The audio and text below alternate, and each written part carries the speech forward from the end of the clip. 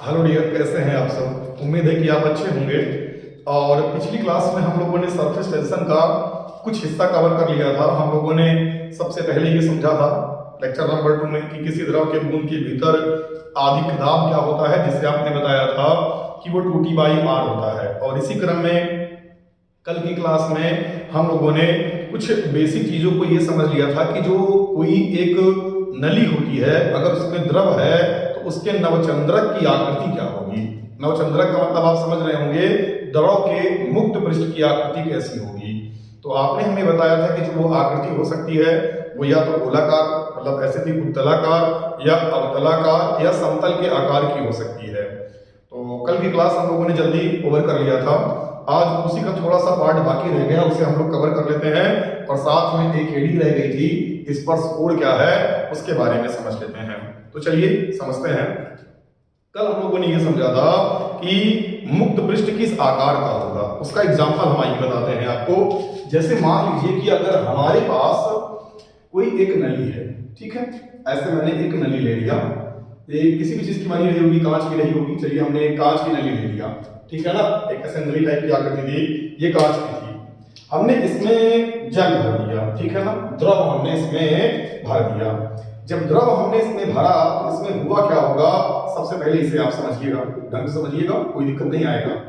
तो जब हमने इसमें द्रव भरा, लिक्विड, इसमें वाटर डाला, ठीक है ना, तो ये द्रव था।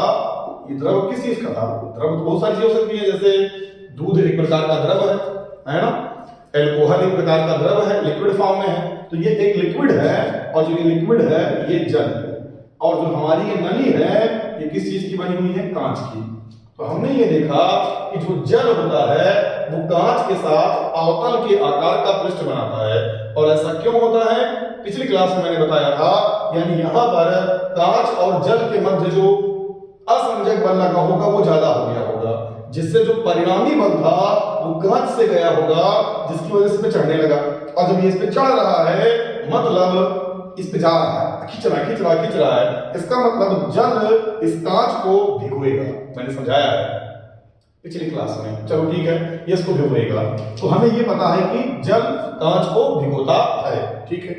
दूसरे एग्जांपल में हमने क्या किया, हमने यहाँ पर एक दूसरी नली ले लिया, ठीक है, और जो हमारे पास नली थी ये अभी भी कांच की ही थी। और इसके अंदर जो हमने लिक्विड भरा वो लिक्विड जल नहीं था। जल के अलावा मैंने इसके अंदर जो लिक्विड भरा वो था पारा।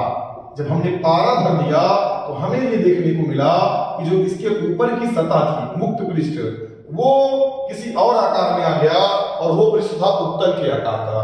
तो यानी यहाँ पर ये कांच है, परंतु इसके भीतर हमने क्या भरा है? पारा। तो ये एग्जांपल मैं ले रहा हूं बस कि कब आकार किस प्रकार होगा। अब देखिएगा, पारे के बाद हमने जो नेक्स्ट लिया, एक एग्जांपल और हमें लेते हैं। हमने एक और सतह ले ली और इसमें हमने क्या किया, ये देखिए, हमने यहां पर ले लिया चांदी। यानी जो ये हमारे पास सतह है, जो ये बर्तन हमारा है, ये चांदी का बना हुआ है, और इसके भीतर जो हमने लिक्विड भरा वो जल था। तो चांदी के एक बर्तन में हमने एक द्रव भरा जो कि जल था, ठीक है ना। तो हमने ये देखा कि जो यहाँ की सतह है वो समतल है। तो यहाँ की सतह बच्चा दिख भी रही है, अवतल के आकार की है। यहाँ की जो सतह है वो उत्तल के आकार की है, और यहाँ की जो सतह है वो समतल के आकार की है। तो इसका मतलब यहाँ पर क्या होगा कि कांच के मध्य जो बल लगा होगा वो कम होगा, और जो पारा है उसके मध्य ज्यादा लगा होगा। ये पिछली क्लास में हो चुका है, कंफ्यूजन होगा, एक बार चेक कर लीजिएगा। यहाँ जो परिणामी बल होगा वो कहां से होके जाता होगा? उत्तल से, सॉरी यार, पारे से होके जाता होगा, द्रव से होकर जाता होगा, इसी वजह से खींच रहा है। तो ये इसको भिगोएगा नहीं। तो कभी भी कांच को पारा भिगोता नहीं है, जबकि यहाँ पर जो जल है वो क्या करता है? कांच को भिगो देता है। देखिए इसमें चढ़ रहा है क्योंकि बल ज्यादा लगा रहा है। तो जो नवचंद्रक की आकृति है वो ये डिसाइड कर दे रही है कि भिगोएगा या नहीं भिगोएगा। यानी जब कभी भी नवचंद्रक की आकृति अवतल के आकार की हो जाएगी, यानी वो द्रव उस पदार्थ को भिगो देगा। और जब नवचंद्रक की आकृति उत्तल के आकार की हो जाएगी तो ये पक्का समझ लीजिएगा कि वो उस पदार्थ को भिगोने वाला नहीं है। दो पॉइंट समझ में आ गया। यहां से तीसरा जो मेन पॉइंट लिखा है वो है स्पर्श कोण, हमें जो समझना है। तो कब भिगोएगा और कब नहीं भिगोएगा ये फिनोमेना समझ में आया। अवतल है तो भिगोएगा, उत्तल है तो नहीं भिगोएगा, ठीक है ना। समतल है तो ये इसी सतह पे रहेगा, चलिए एकदम प्लेन रहेगा। अब हमें समझना है स्पर्श कोण किसे कहते हैं। तो स्पर्श कोण किसे कहते हैं इसकी परिभाषा समझिए कि what is the angle of contact, स्पर्श कोण क्या है। तो सबसे पहले द्रव का हम मुक्त पृष्ठ ढूंढेंगे। मुक्त पृष्ठ का मतलब जहां से द्रव समाप्त हो रहा है और हवा के संपर्क में आ रहा है। इस चित्र को देखिए तो आपको पता चलेगा कि ये वाला पॉइंट जो है ये मुक्त पृष्ठ है। यहां पर जो मुक्त पृष्ठ है वो ये वाला पॉइंट है और यहां पर जो मुक्त पृष्ठ है वो ये है। और वो मुक्त पृष्ठ वहां पर लीजिएगा जहां पर ये बर्तन को स्पर्श करे, टच करे, ये वाले पॉइंट पे, ये वाले पॉइंट पे, ये वाले पॉइंट पे। फिर मैंने क्या कहा कि अगर स्पर्श कोण ज्ञात करना है तो द्रव की सतह के मुक्त पृष्ठ पर खींची गई स्पर्श रेखा, यानी द्रव की सतह पर खींचना स्पर्श रेखा। तो द्रव की पृष्ठ है देखो ये ऐसे अवतल के आकार का, तो इसकी सतह पर मैंने एक स्पर्शी खींच दिया, देखो ये इसको स्पर्श कर रही है, खींची गई स्पर्शी। वाह, और क्या हुआ मैं वह ठोस के पृष्ठ पर, बर्तन के पृष्ठ पर है ना खींची गई स्पर्श रेखा। तो बर्तन तो यही है ना, देखो जो नीला वाला मार्कर है, इसके पृष्ठ पर खींची गई स्पर्श रेखा। और ये स्पर्शी मैं ऊपर भी खींच सकता था, नीचे भी खींच सकता था। तो मुझे जो ये वाली स्पर्शी खींचनी है वो हमेशा द्रव के अंदर की ओर होनी चाहिए। फिर से समझो, हमें द्रव के पृष्ठ पर, जैसे ये वाला पृष्ठ द्रव का है, ये पृष्ठ द्रव का है, ये पृष्ठ द्रव का है, इस पर मैंने स्पर्शी खींचा, यहाँ स्पर्शी ऐसे होगी। अगर यहाँ खींचना होता तो ये स्पर्शी ऐसे होती, यहाँ पर खींचना होता तो ये स्पर्शी ऐसी होती। देखो मैंने द्रव के पृष्ठ पर स्पर्श रेखा खींचा। अब मुझे बर्तन के पृष्ठ पर खींचना है। तो बर्तन अपना कौन सा है, यहाँ बर्तन ये है, यहाँ बर्तन ये है, यहाँ बर्तन ये है। पर स्पर्शी हम ऊपर भी खींच सकते हैं, नीचे भी, यहाँ भी ऊपर भी, नीचे भी, ऊपर भी, नीचे भी। तो जब बर्तन में खींचना है तो हमेशा द्रव की ओर।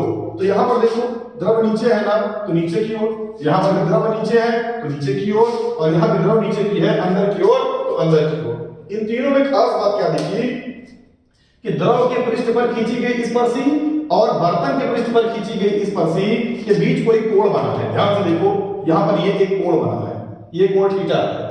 और अगर यहाँ पर देखोगे तो यहाँ पर भी एक कोण बना है, ये कोण थीटा है। और यहाँ पर भी एक कोण बना है थीटा।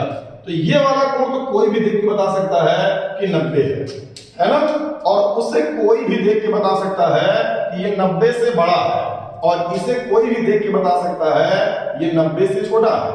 यानी हमने इसी एग्जांपल से एक बात ये समझ लिया कि जो मेरे पास स्पर्श कोण आया वो 3 प्रकार से आ सकता है, एक 90 से कम, एक 90 से ज्यादा और एक 90 के बराबर। अब आप सोचिएगा, जब 90 के बराबर होगा तो पक्की बात है सतह होगी समतल, और जब 90 से ज्यादा होगी तो सतह होगी उत्तल, और जब 90 से कम होगा तो सतह होगी अवतल। और आपको एक बात पता है कि अवतलाकार होने का मतलब ऐसे ये दिख रहा है, द्रव चढ़ा जा रहा है इसी पे, मतलब जब स्पर्श कोण का मान 90 से कम होगा तो वो पदार्थ द्रव के द्वारा भीग जाएगा। ये भिगाने वाला कैसे है, यहां भीगेगा, ये भीग जाएगा भाई साहब, ये भीग जाएगा। और ये वाला नहीं भीगेगा, ये नहीं भिगोएगा। यानी ये एक ऐसा द्रव है जो इस पदार्थ को भिगोने वाला नहीं है, बर्तन को भिगोने वाला नहीं है। तो अब अगर आपसे कोई पूछे कि अगर स्पर्श कोण का मान अधिक कोण हो जाए, यानी 90 से ज्यादा हो जाए, तो इसका मतलब द्रव पदार्थ को नहीं भिगोएगा। और अगर स्पर्श कोण का मान 90 से कम हो जाए तो पदार्थ द्रव को भिगोएगा।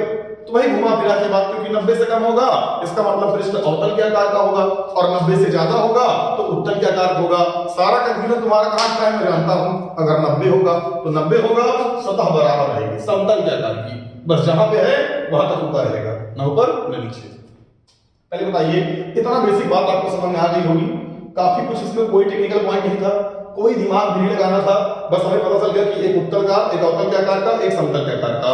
उत्तल वाला होगा तो अधिक कोण बनेगा, और अवतल वाला होगा तो न्यून कोण बनेगा। न्यून कोण बना मतलब अवतल वाला होगा, मतलब भिगोएगा। अधिक कोण बना मतलब कि उत्तर वाला होगा, मतलब नहीं भिगोएगा। सामान्य सी बात थी। एग्जांपल में मैंने यहाँ पर जल लिया था और उसको कहाँ रख दिया था, कांच के बर्तन में। फिर पारे को मैंने कांच के बर्तन में रख दिया, फिर चांदी के बर्तन में मैंने पानी भर दिया। बेसिक बात थी। उम्मीद है कि ये इतना आपको अच्छे से समझ आ गया होगा। अब ऐसे समझिएगा, एक होता है कि क्लेदन कारक। क्लेदन कारक क्या होता है ये समझिएगा।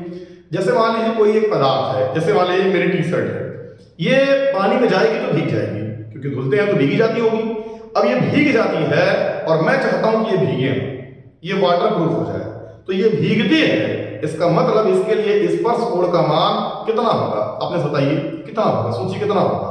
भाई साहब 90 से कम होगा। और अगर मान लीजिए ये ना भीगती होती तो स्पर्श कोण का मान 90 से क्या होता, ज्यादा। अब मैं चाहता था कि मैं इसे क्या करूं, वाटर प्रूफ बना दूं, कि पानी में भी ये भीगे ना, बरसात में भी पहन के मैं घूमूं इसको। तो इसे मैं क्या करूं कि ये वाटर प्रूफ बन जाए। तो मैं कुछ ऐसा करूंगा कमाल कि इसका स्पर्श कोण 90 से क्या हो जाए, ज्यादा। अब हमें पता है कि जो मोम होता है, मोम, वो हमेशा द्रव के साथ 90 से ज्यादा बनाता है स्पर्श कोण। तो मैं करूंगा, मोम लेके आऊंगा और रगड़ रगड़ के इसको खूब लगा दूंगा, जिससे कि मोम इसके एक एक धागे के भीतर भीतर तक भर जाए। और जब पूरे में मोम चली जाएगी, इसको जब मैं पानी में डालूंगा तो मोम और इसके साथ, पानी के साथ, क्योंकि इसमें तो मोम है और पानी में डालेंगे तो उसके साथ जो स्पर्श कोण बनेगा वो 90 से ज्यादा हो जाएगा, और फिर ये भीगेगा नहीं। तो क्लेदन कारक क्या होता है, या हम इसे वाटरप्रूफ बना देते हैं। कैसे बना देते हैं, उसके पीछे लॉजिक यही है कि न्यून कोण का मान अगर हम अधिक कोण बना दें, स्पर्श कोण का मान न्यून कोण से अधिक कोण कर दें, तो कोई भी पदार्थ वाटरप्रूफ हो जाता है। बात समझ आ गई होगी आपको। इसमें कोई घुमा मिला के गुलू मुलू कोई क्वेश्चन नहीं पूछने वाला, काफी आसान था। तो ये हेडिंग बहुत छोटी थी। इसके बाद की जो हेडिंग है वो पर्याप्त बड़ी हेडिंग है और पर्याप्त समय वाली हेडिंग है ना। तो मैं बस अब मैंने कहा ना कि अब कसने वादे खाए हैं तो निभाना ही तो पड़ेगा, और इसलिए मैं अब ये कंटिन्यू करूंगा वीडियो, है ना, बनाता रहूंगा, आपको लगातार मिलता रहेगा। अब आपको इस बात की शिकायत नहीं मिलेगी कि सर क्लास नहीं मिल रही है। क्लास आपको मिलेगी। कल आपकी जो क्लास होगी वो लंबी क्लास मिलेगी, हो सकता है, या कल आपको 2 क्लास मिल जाए। आज मैंने बस एक हेडिंग कवर की है और कल जब तक हमारी छुट्टी रहेगी तो आपको लंबा आपको वीडियो मिल जाएगा। आप जानते हैं कि हमारे पास सब कुछ है सिवाय एक चीज के, और वो है समय। तो समय बहुत मुश्किल से निकाल पाते हैं, इसलिए हम फुल प्रयास करते हैं फिर भी कि छूटने ना पाए। जैसे बहुत इंपॉर्टेंट काम पड़ जाता है तभी होता है कि ना, लेकिन अब कितना भी इंपॉर्टेंट काम पड़ेगा वीडियो जरूर मिलेगा आपको, 100%, चाहे 2 ही मिनट का मिलेगा। तो सिलेबस अब आपका परमानेंट चलेगा और फिजिक्स पूरी आपकी खत्म होगी। बस धैर्य बना के आप चीजों को समझे, रिवाइज करें, किताब उठाएं, वहां से पॉइंट दर पॉइंट पढ़ें, चीजें आपको समझ में आएंगी। सारी किताबें अच्छी होती हैं, सारे मास्टर अच्छे होते हैं, है ना, बच्चे भी अच्छे होते हैं। मैं ये नहीं कह रहा हूं कि आप खराब होते हैं, बस बात यह है कि आपके अंदर कितना जज्बा है। अपने जज्बे को जगाइए और बस जुट जाइए कि नहीं, बस अब कुछ करना है ना। और अगर आप कुछ करेंगे तभी कुछ होने वाला है। अदरवाइज आप ये सोचिए कि अपने आप कुछ हो जाएगा, तो ऐसा नहीं होगा। देखिए दुनिया में बहुत सारे लोग इंटर करते हैं, बहुत सारे लोग पढ़ते हैं, बहुत सारे लोग कोचिंग करते हैं, बहुत सारे लोग वीडियो बनाते हैं, हर काम करने वाले बहुत सारे लोग पढ़े हैं। और हम और आप चाहते हैं कि हम और आप दुनिया से अलग हो जाएं। हम इस भीड़ का हिस्सा नहीं बनना चाहते जो बाकी लोग कर रहे हैं। हम वो चाहते हैं कि हम ऐसे नहीं हैं। हम इंटर के बाद साइकिल लेके घूमेंगे नहीं, कोचिंग हम भटकेंगे नहीं, बस तुरंत कुछ अच्छा कर लेंगे, बस झंडे गाड़ देंगे। ये तभी हो पाएगा ना जब हम दुनिया से अलग करेंगे। अगर हम दुनिया से अलग बनना चाहते हैं तो हमें दुनिया से अलग करना भी पड़ेगा। जो सारे बच्चे करते हैं अगर वही हम भी करेंगे तो हम दुनिया से अलग कैसे हो सकते हैं। इसलिए बस आप जुटिए और बस लग जाइए। 2 साल 3 साल की बात होती है, फिर उसके बाद जीवन एकदम बिंदास हो जाएगा। तो आप थोड़ा सीरियस होइए और पढ़ाई के प्रति मजाक नहीं। बाकी जिंदगी में जितना एंजॉय करना है सब करिए, क्योंकि इसके बाद क्या होगा नहीं पता, इसके पहले क्या था नहीं पता, और कोई बता भी नहीं पाएगा अभी तो लगता है। कभी हो सकता है विज्ञान इसका समाधान दे दे, पर जब तक नहीं देता तब तक तो आप मस्त बिंदास एकदम पढ़ाई करिए, जिंदगी बिंदास करिए, खूब घूमिए, खूब टहलिए, सब कुछ करिए, लेकिन अपना जो मेन काम है पढ़ाई उसको जरूर ध्यान दीजिए, है ना। ये प्राइमरी काम है, बाकी सारा काम हमारा सेकेंडरी है। तो हम इसके साथ मजाक नहीं कर सकते, कैजुअल के साथ मजाक ठीक नहीं होता। चलिए ठीक है, आज आपकी क्लास थोड़ा चली गई बात करने में, और बाकी ये बस छोटी सी हेडिंग थी तो ये कवर हो गई, क्योंकि बड़ी हेडिंग है, लंबा टाइम लग जाएगा और अभी काफी देर हो चुकी है, इसलिए हमें लग रहा है कि ठीक है इसको यहीं पर रोकते हैं और कल की क्लास आपकी थोड़ा लंबी होगी, पर कोई दिक्कत नहीं, समझ में आना चाहिए बस जो भी है। ठीक है, तब तक आप बिंदास रहिए, मस्त पढ़ें, एंजॉय करें। Best of luck.